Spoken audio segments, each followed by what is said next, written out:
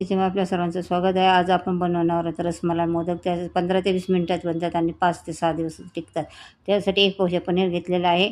आज अर्धी वाटी दूध पावडर आहे, 4 चमचे पिठी साखर आहे, तूप आहे, पिस्त्याचे काप आणि सुकलेले गुलाबाच्या पाकळ्या घेतलेल्या आहेत. पनीर आपल्याला कट करून घ्यायचं आहे आणि याचे तुकडे करायचे आहे आणि मिक्सरमधनं आपल्याला हे पनीर बारीक करून घ्यायचं आहे. हे बघा मिक्सरमधनं मी पनीर बारीक करून घेतलेलं आहे. पॅन आता आपल्याला गरम करायचा आहे. त्यात 1 चमचा तूप टाकायचं आहे. तूप आपल्याला जास्त टाकायचं नाही आहे. याच्यामध्ये आपल्याला ते बारीक वाटलेलं पनीर टाकून एक 1 मिनटं असं परतून घ्यायचं आहे.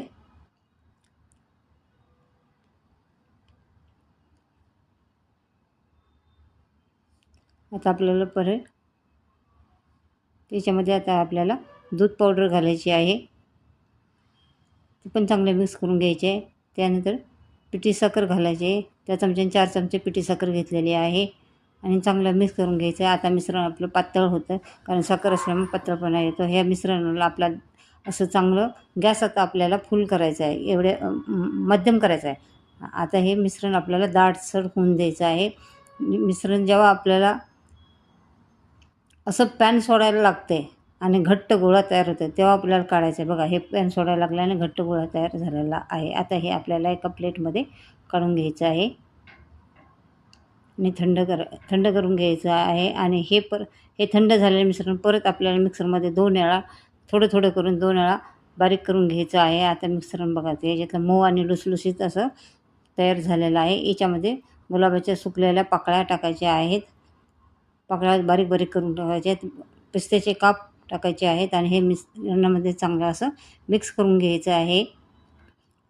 अशा पद्धतीने मिक्स करून त्यात आता शेवटी मी इलायची टाकली की त्याचा वास टिकून राहतो आणि पाव चमचे इलायची टाकलेली आहे आणि हे चांगलं मिक्स करून गोळा करून त्या मोडला आपल्याला तूप लावून घ्यायचं आहे आणि ते थोडंसं गार्निशिंगसाठी आपल्याला पाकळ्या आणि थोड्याशा पिस्त्याचे काप टाकायचे आहेत त्याच्यामध्ये आणि ह्याचे गोळे तुम्हाला याच्यामध्ये घालायचे आहेत आणि मोड चांगला बंद करायचा आहे. बघा असं जास्त दाबायचं पण नाही, हलकं पण नाही ठेवायचं. मध्यम हाताने तुम्हाला हे करायचं आहे. आता मोड आपल्याला हा बंद करायचा आहे. एक्स्ट्रा आहे ते खालच्या बाजूने चांगलं दाबून घ्यायचं, वरच्या बाजूने जे एक्स्ट्रा आहे ते काढून घ्यायचं आहे. मोड असं चांगला थोडा वेळ दाबून धरायचं आहे कारण ते सेट व्हायलासाठी वेळ लागतो. बघा आता मोदक आपला सेट झालेला आहे. मोदक आपला तयार झालेला आहे.